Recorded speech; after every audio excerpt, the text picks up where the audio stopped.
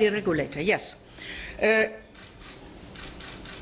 You know that there was the Austrian student who wanted to have his data back from Facebook, being seated in Ireland. And you know how complicated, impossible it nearly was for the student to maneuver with the Irish regulator and so on and so forth. And that was a good example of how it should not be in future. So what will happen to this student in future?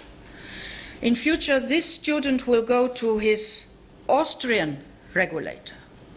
And the Austrian regulator will be in contact with the Irish regulator and ask the Irish regulator to solve the problem.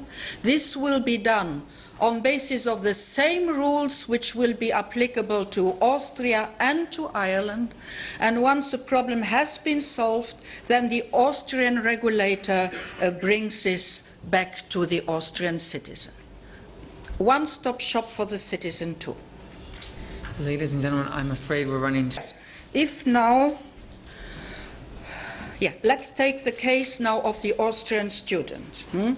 The answer he has received now through the collaboration of the Irish and the Austrian data protection authority is not sufficient for him.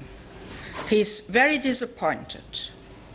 So he has two possibilities.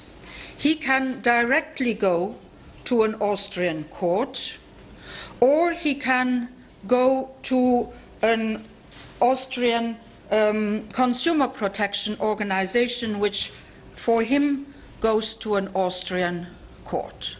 So the court is always the last resort. But we hope with this strengthened regulation that even the data protection authorities do not need to put sanctions on the table. That alone the fact that all this is possible will make that the problems can be solved beforehand. Excellent. Thank you very much. And technical briefing in a half an hour.